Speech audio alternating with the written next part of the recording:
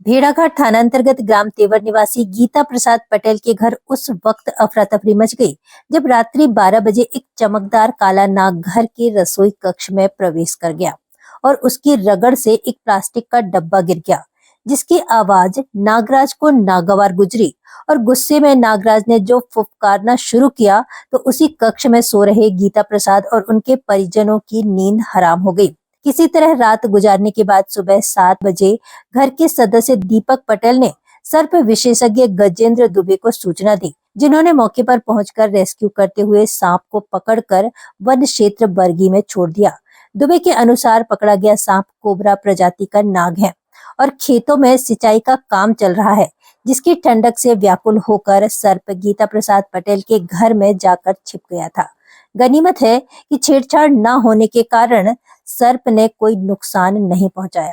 भेड़ाघाट थाना अंतर्गत ग्राम तेवर निवासी गीता प्रसाद पटेल के द्वारा आज सुबह 7:15 पर उनके पुत्र दीपक पटेल ने हमें फ़ोन पर सूचना दी कि उनके घर में रसोई कक्ष में एक काला सांप बैठा है और ज़ोर ज़ोर से फुफकार रहा है। सूचना पर हमने मौके पर जाकर रेस्क्यू किया और इस सर्प को पकड़ लिया। पकड़ा गया यह सांप कोबरा प्रजाति का नाग है और रात के 12 बजे गीता प्रसाद पटेल के रसोई कक्ष में, जिसमें वो अपने परिजनों के साथ शयन भी करते हैं, सोते भी हैं, 12 बजे रात में ये सर्प वहाँ पर जो है प्रवेश कर गया और वहाँ जब यह प्रवेश करके जा रहा था तो इसकी रगड़ से कोई प्लास्टिक का डब्बा गिर गया, जिससे नागराज गुस्सा हो गए और वहीं बैठ कर के पूरी रात फुफकारते रहे। इनकी तेज फुफकार के कारण परिजनों की नींद हराम हो गई और किसी तरह दूसरे कमरे में जाकर इन्होंने रात्रि किसी तरह बिताई। फिर सुबह हमको सूचना दी। ये गनीमत रही कि परिजनों के द्वारा किसी प्रकार का छेड़छाड़ नहीं किया गया, जिसके कारण सर्प एक जगह स्थिर बैठा हुआ था।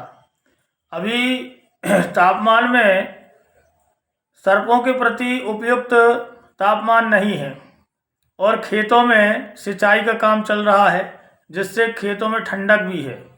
इसके कारण सर्प पर्याप्त तापमान प्राप्त करने के लिए ऐसे स्थानों पर प्रवेश कर रहे हैं जहां ईंट, गिट्टी, पटिया, प्लास्टिक के डब्बे या कुछ कचरा वगैरह जमा है, कपड़े जमा हैं, वहां जाकर के ये पर्याप्त तापमान प्राप्त कर रहे हैं और चूहे वगैरह मिल जाते हैं तो उससे न भोजन भी मिल जाता है।